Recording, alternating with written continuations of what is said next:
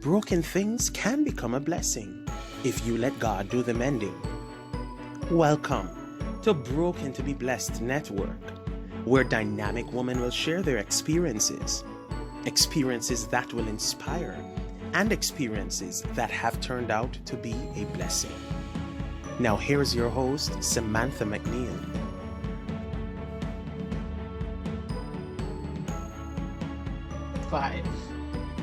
Hi there, I'm your host, Samantha McNeil.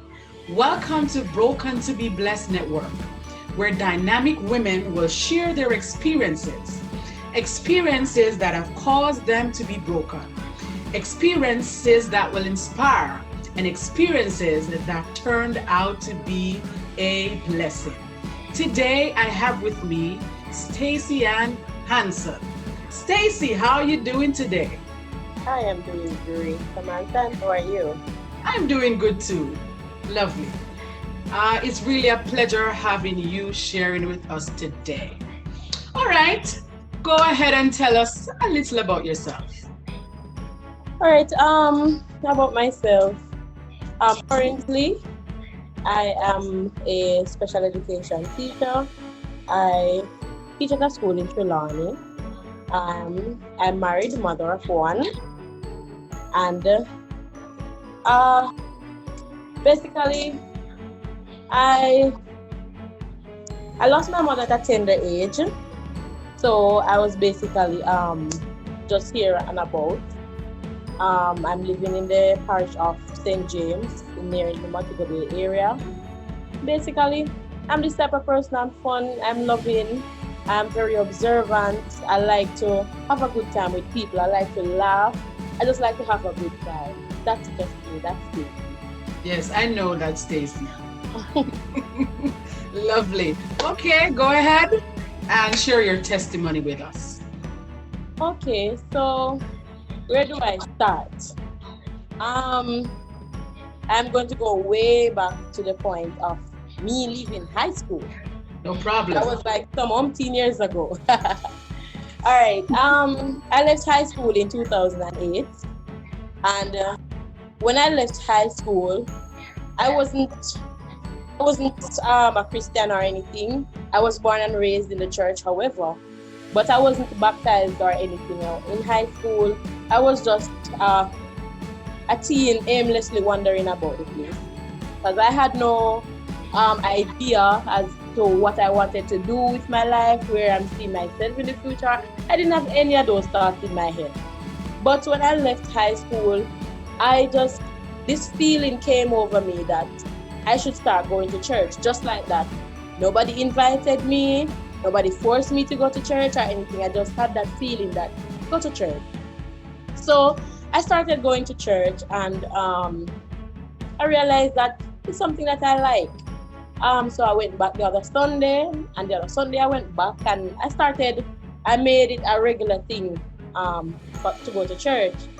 One day, this man came to me, Pastor Baker. He's Pastor Baker now. He came to me and he spoke to me, and he said that the Lord said I should do what I know that I'm supposed to do, and He will set my future for me. My future is already set. I must just make that step.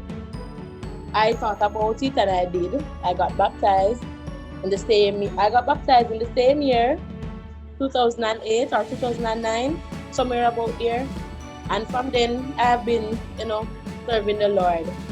In the midst of my walk, I have had a lot of ups and downs. Trust me, I have had persons look down on me, probably because I wasn't grown up in the church, or I did not have a Christian background from I was small coming up. So persons would look at me differently from those who were actually born and raised in the church. However, that was just a hurdle to go over. Went over that hurdle, and I was there. In the year 2011, my mother passed. And I didn't grow with a father. I still don't know a father. So it was just basically my mother who was my mother and father. When my mother passed, we were living in a rented apartment. And the landlord, after my mother passed, she wanted the premises. So I had to find somewhere to go and live. My younger brother and sister, they were living with their father's mother. And I had to look somewhere to go. So in that time, it was a bit rough. I did end up finding somewhere. I rented somewhere for a while, but I had an issue because I was in the NYS program, and I wasn't earning as much to pay the rent. So whatever money that my mother died left at that time, it was slowly trickling down. So paying rent every month, paying the bills, buying food, traveling and stuff like that, it all went out. I had some friends, however, I asked them if I could stay with them. So I was staying with them for a while. And then it wasn't somewhere that I would be permanently. They were just keeping me until I got somewhere. Another friend asked me if I would want to come and live with her. I did. And I was living there for a good time. I have had issues with them where there's some things that I didn't know as a teenager. I was 19 at the time. There's some things I didn't know, things that I should know, but I didn't know. And I reacted basically how a teenager would react. And things didn't turn out so well in the end. I was told that I was going to suffer and that I am not a good person because of some of the simple mistakes that I made, or some of the mistakes that were seen as big, and that I was responsible. I should be responsible enough to not make mistakes such as those. Anyways, I took it with a smile, and I asked the Lord to just put me through whatever I am going through, just to take me through it and not allow me to fall behind or fall back. After that event, there was a church sister. She said that she had a house. However, the house, it had no light, no water. The windows were unable to be locked from inside. They could pull up, but they could not seal. The door could lock at some point. It was an on and off thing with the lock, because sometimes it can lock and sometimes it can't lock. And I would say it was in a part of Savlamar that I would consider to be not so safe. However, I did take it because I had nowhere else to go. I had nothing else to do. And I was living there, and trust me, some of the times in the night, don't let me tell you how the mosquitoes would feast on me. Oh my God. There was no electricity. I mean, most of the time I went to my bed hungry. Don't let me tell you about hungry, Samantha. Some of the times I would probably drink a bag juice. And the peg bread? Peg bread, they used to sell it for, I think it was $20.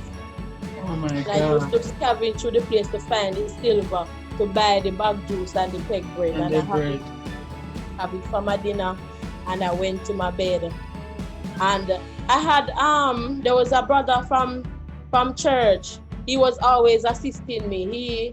He was the choir director at the time. And he would assist me now and then. He would say, here is something, or if he cooked, he would share out my dinner and he would bring it to me. I would send it with somebody, right, just to ensure that I had something in my stomach. He was looking out for me. And it was a challenging time going through all of that and living in such a condition. And a lot of times I cried about it. A lot of times I talked to God and I said, God, I really, really want to come out of this, God, because this is no way for a child of God to be living. Because if I am supposed to go out there, the unsaved man are going to look for me and say, then if I saw your God, I treat you where you want me to serve. If I say, God, give me a testimony, let me prove to them that you are real. Yes. Right? I was sitting there, remember, I tell you, I have no job. I have no money. My family was back in St. Anne, but persons always say that I am stubborn, but I think I made the right decision by not going back. I don't think it was in the will of God for me to go back there, right? I was there, and as I said, no money, nothing at all, nobody. I don't know no father, my mother died, nobody around. So I had a friend, she encouraged me. I don't know why, but she said that she think that I should go to college. I should sign up, try to get the student loan and go to college. So me within myself say, college, I'll get money from to go to college. Mm-hmm. So I applied nevertheless. I did apply. I got through. I went up, did the interviews and everything. And when I started school, that was another issue. I couldn't go to school. I don't have any money to take bus from Savannah to come here. So most of the time I was absent from school. Most of the time I was delinquent in submitting my assignments and stuff like that. And the lecturers were getting a bit frustrated with me because they were saying I should be responsible. I should have a plan B. There are lecturers who told me that this college thing is not for you. You should find something and you should have a plan B. What is your plan B? Go to your plan B because this is not working out. And trust me, some of those words hit me real hard, you know. Yes.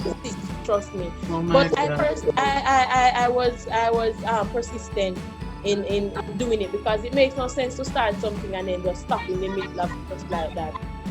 So I continued. Throughout my first year at college, it was really, really, really rough.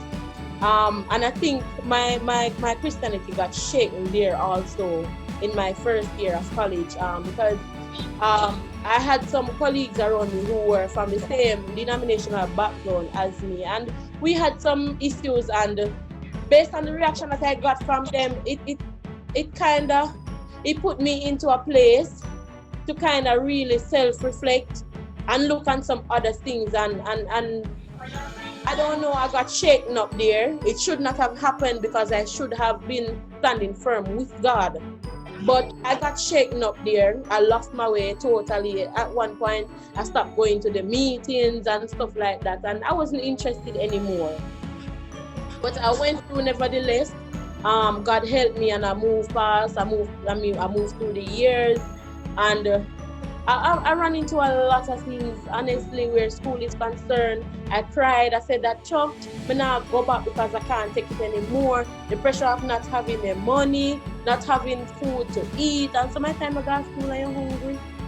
You understand? Some of the times I go to school, I need materials to complete some of your assignments. I don't have the money to buy those stuff. And you know, your classmates look on you away thinking that you are just delinquent and not wanting to do stuff.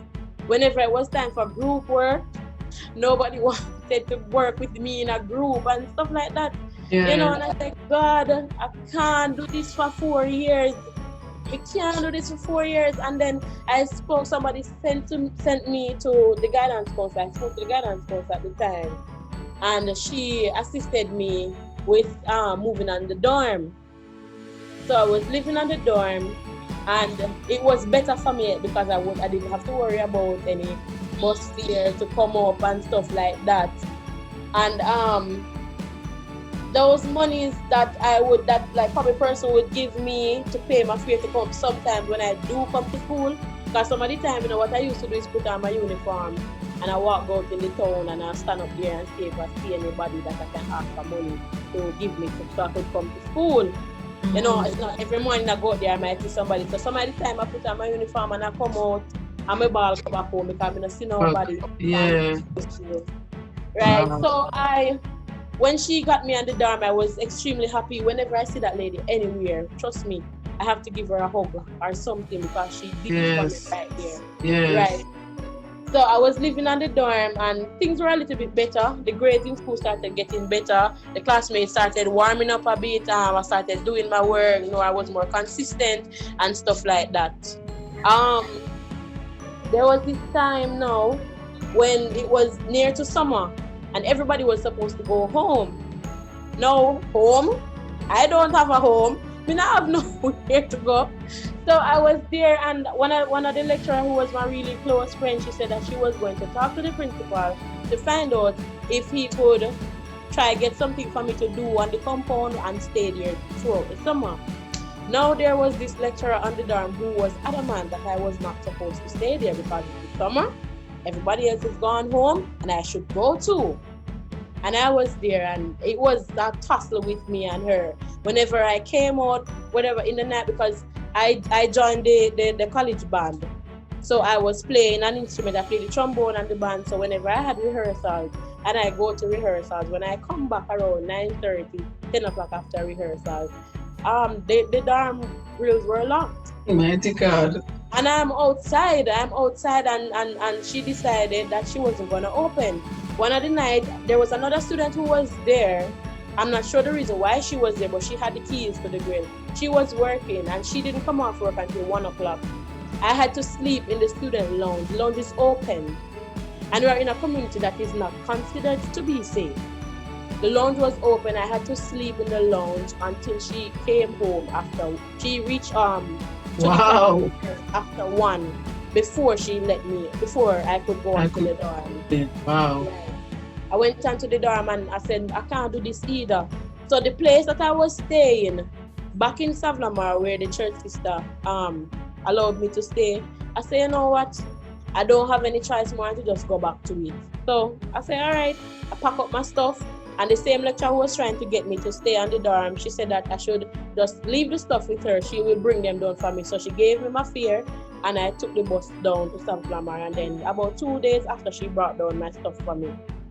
And before I left, though, the day that I got ready and I was leaving, the lecturer was saying something to me. She said to me that I must remember that whenever I come into her classroom, my corner is dark and she's the one who has the handle and I am the one with the blade.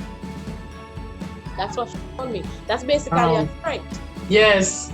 That's basically a threat. She threatened me.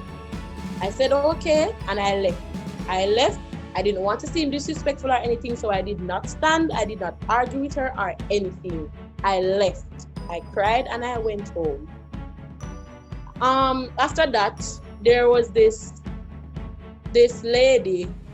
She was looking somewhere to rent in Montego Bay, and she found a 2-bedroom house, and she wanted somebody to rent the other room with her, but she couldn't find anybody, and somebody told her about me wanting somewhere. By this time now, my sister and brother would have been receiving a little stipend from the government at the end of the month. So I am the person who went now to collect that stipend at the end of the month. So that stipend that I collected, it was basically to pay the rent, as a matter of fact. So she found the place and I said that I'm interested, because I said I'm not going to stay down here anymore. I can't manage it. So I said, all right, I took the place, I took the room there. So I was in that room and I used to have to pay $11,500 for the rent at the end of the month. And by the time I'd finished paying the rent, there was no money for food. And it was a good distance from school, like a taxi away. I didn't have any money for taxi. So what I used to do is, I used to walk to school. So I get up early and I get dressed. And I walk to some shop. And whenever I finish at school, I had to stay at the library, complete some of the assignments and do whatever group work I had to do. By the time I finish all of that, it's 7, 8 o'clock. And I had to walk back home. So that's what I did. I walked to school and I walked back home. There was this one friend who wanted somewhere to stay, and I told her she could stay with me in the room. And she stayed with me, and some of the time when she's taking taxi, she would allow me, she would pay my fare. So I would get a little ease from it then.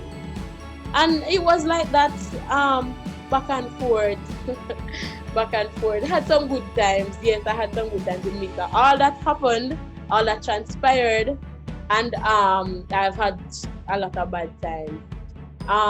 Some of the times now, like on Saturdays, I would deliberately just walk because I had rehearsals on Saturdays because I was into the music thing. So I had rehearsals on Saturdays. I would walk to rehearsal, and then after rehearsals finished, the band director would take me home and stuff. So things got a little bit better as the years go by. The following year, I found another place in Granville, which was way cheaper. It was $10,000 flat. No electricity, no water, no anything I have to pay. That's all I had to pay. And it was right down the road from the school. So I could just walk up the hill. And then now, for 1 or 2 persons who would probably, give me a thing, whatever I buy, then I would probably cook, and I would have lunch at school. And then when I went home now, then I would cook and I would eat and stuff like that. And it got better as the year goes by because the rent get cheaper and stuff. In my what was it? In my second year, it was in my second year at college when I met my husband, and his parents were very supportive. I mean, they assisted me. I had issues with my student loan and stuff, and they were there. I mean, his mother is the sole guarantor for my student loan now. Now she took everybody off it and she take it on herself, and she said, all right, I'll take this and I'll do it for you. Right? So they came on board, and as I said, it got a little easier because they would assist me in a lot of things. And it went on. I got better in school. I started getting better grades at school, and things were working out well for me. And I look at it, I was praying throughout, and I'm saying, God, I've seen a lot of persons who don't know you. And me come here, someone look a Christian girl. And God, me can't look like the worst. There is no way I am going to look like the worst here. I'm saying, God, do it for me, please. And he did it. He did it. I reached the point where I graduated. I had a good GPA. I didn't have to stay back and do anything. I failed 1 and 2 courses, but the Lord helped me to sort it out in the summer and stuff, and I did those. And when it was graduation time, and when my batch was graduating, I was a part of that graduation batch, and I felt the joy inside me. I feel so proud of myself because I'm looking at it and I'm saying, a lot of persons didn't make it this far. Oh. Persons were have mother and father still, they didn't make it this far. And I'm saying that you did it for me. When I graduated now, persons were saying to me, you got teachers college, you're not gonna get any job because XYZ and they and whatever. And about a couple months after I submitted, a couple weeks after I submitted my application and resume to the ministry, I got a call. And that call that I got, I am at that place of work up until this day. Wow. Right? Pardon me? God is good. Good, trust me. Until this day, I am there. I am doing well. Thanks be to God, the school is appreciative of me. The persons who I work with, they are the team to work with. I mean, there is no basically no thorn in the flesh there. Wow, right? Awesome. So God just work it out that it's just the right place at the right time for the right person. Yes. Right, and it has been good. I am now married. I've been married for a year and a couple of months. I have a child. I have a daughter, and life has been good. I can say God is good to me. I don't go to my bed hungry anymore unless I choose to. I am in a position where I can help other persons. Wow. I try my best to help persons because I know what it feels like to want it and not have it, or to need it and not have it. I try my best to help anybody at all that needs my help. I am willing to do so, cost what it may. I am willing because I know what it's like to be in such a position. And trust me, God has been good. I will tell anybody. I mean, it's shaky in the beginning, but then it gets better. I mean, your walk with Christ is something that you have to be on your P's and your Q's with on a daily basis, because, the enemy will come and trick you around with stuff. At the end of the day, life, apart from being a Christian, I mean, like, other things that you would do on a daily basis, it has been good. It has gotten better. And trust me, my relationship with God has been more solid. It's more a me and God thing rather than a me and the church thing, or a me and this person thing, or a me and that person thing. It has gotten personal with me and God because He has taken me to a place where I meet Him. Yes. So I personally know exactly what I am about as a child of God. Amen. Wow. Right. Awesome. So how did you deal with the loss of your mom? How did you deal with that? Because oh my God, that's a big dumpling to go down anybody's throat. How did you deal with that? That was rough. I didn't deal with it. I didn't take it so well. I didn't take it so well at all, because in the midst of that time, I had persons ask me about some things that were not even important. And then it was rough, even to the fact that I know that I do not have a father, right? And even after the death of my mother, and I'm there trying to find myself, trying to make things work, trying to find out how am I going to deal with it, right? There was no father present. Yeah. Right. So losing my mother was one of the biggest things I had to deal with. And then basically I would say I was a child. Even though I was 19, I was 19 and young, very, very young. Because a lot of things I did not know. Right? I didn't have a lot of experience about certain things. So losing my mother was a rough thing. It was a rough thing. It was rough, especially when I see my younger sister and brother. Whenever I look at them, I just cry. There are nights when I go to my bed and I have some dream, like I would dream see her, I would dream see our little family and stuff, and I would just wake up crying because it was just so hard to deal with. And then at that time, I was this type of person who I wouldn't sit and talk to anybody about anything. I remember when they said that the three of us, her children, were supposed to go to counseling, and I hid because I didn't want to go. I didn't go to any counseling because I've always had an issue with sitting down and expressing myself to people, because at the end of the day, something always happened that I would say, boy, I regret doing that. It was just that for me at that time in my life. And it was really rough. It was really rough. I seek comfort and love in the wrong places, got caught up in the wrong company, and persons who I thought who were looking out for me, it weren't so at all. Because I remember one time when it was, I'm not sure how long after she died, but I met this guy and he was nice to me. He was what should I say? I wouldn't say a tower of strength, but he was there for me when I needed someone, right? And it turns out that he was the wrong company to be in. Wrong company to be in. That's why I say some of the times when I'm in some situation, the enemy will put some things there to make it seem as if this is what you're supposed to do, right? It makes you feel comfortable and you feel okay, but at the end of the day, it's the wrong thing, right? This guy was somebody who, after a while, I understand that he did not believe in God. Oh my God. He had no belief in God. He hated persons who were Christians. I don't even know how he became my friend. And it was after a while that getting to know the person and talking about certain things, conversation get deeper the more you know somebody, the longer you know somebody. And then I realized this person don't like God. But Samantha, I realized that I could not stop having this person around, right? And I say, no man, we have to do something about this. I have to do something about it. What can I do? But I found that I was weak. So you would say that you had reached a breaking point then? That was my breaking point. I stopped going to church. I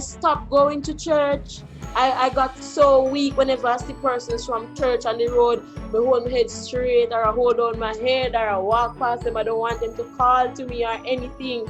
I reached that point in my life. I stopped going to church. I wasn't doing anything. I was this type of person I was consistent in reading the word. I was consistent with studying, because some of the times I would take like the younger ones in the church, and they would come by the house where I was living, where the church sister allowed me to stay, and we would sit and we would read and we would study the word. I stopped doing that. I stopped having them over. I stopped going to church. I used to go to the prayer meeting. I stopped going to the prayer meeting. I was doing nothing. I was on the choir. I told them to take me off the choir, everything. I stopped completely. I wasn't doing anything there. But then God is always with me, no matter what. Because I remember one day I was saying, I'm going to go to the prayer meeting, and I'm going to the prayer meeting. The because trust me, I felt there was a heaviness on me. Like I could feel it. I'm saying I was so far with God, and now I don't even know where I am. I don't know where I was. I couldn't find myself. I wasn't talking to persons who I used to talk to. I just found myself separated from them. And I basically had no control over it, let's say. Right? And at that point, I realized that I was down the road to destruction. And I said, no, it cannot be this way. And there was this one night, I know that it was coming, and I hid myself on a door. I was feeling ashamed because I knew that persons know, and I felt ashamed to know that I was on the choir. I was an exemplary person that other persons look up to, and to know that I just fall way behind and I got caught up with this person, right? It's like the total opposite of who I was before. And I went to the prayer meeting that night. When I went to the prayer meeting, as I said, I was ashamed. I stood in there and I held down my head like this. I was just standing there. I wasn't actively involved in the worship that was going on or anything. I was just there, like a piece of log you just put on somewhere. I was just there doing nothing. And then there was this lady. She got up and she came. She just came over to me. She don't know me. I don't know her. She came over to me and she started brushing me off.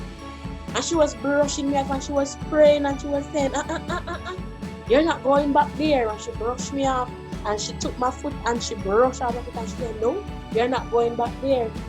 From that day until today, I have not been back there. My God, wow. I have not been back there. And I went straight back to church. Wow. Straight back to church. Oh my God. You had to go that night. I had to. I was destined to be there. Yes, it was destined to be there. Wow. So what encouragement would you give to somebody who has lost their mom from an early age, and all that comes with not having your mom, and it's like life is now upside down? What would you say to somebody like that? All right. What encouragement I would give to somebody like that is, if you know God, stand with God, because God is always working things out for you. As I said, I've been through a lot. It doesn't mean that you're not going to go through anything because you say, all right, I am with God. You are going to go through stuff, right? You are going to go through things for you to become harder, for you to become stronger, right? For God is showing you that He's there with you, that He will pull you through. Losing a mother, I can't say losing parents, because I don't know what it feels like to have a father. So losing a mother is not an easy thing. It's not something that you're going to get over in 2-3 years. It is something that lives with you, because there are things some of the times that you have memories and you're saying, why if mommy was here, XYZ. When I had my child, I was so sad because my child is not going to get to meet my mother. I got married, my mother wasn't there, my mother has not met my husband. And when I think about all those things, it makes me sad. So the sadness is going to be there, the pain is going to be there, the hurt is going to be there. But I comfort myself with one thing. We are not here to stay forever. And we are all not going to go at the same time. So what I do is I try to celebrate my mother's life. I try to be an example to others. I try to hold my head up because I know that that's what she would want. So I try to do my best in honor of her.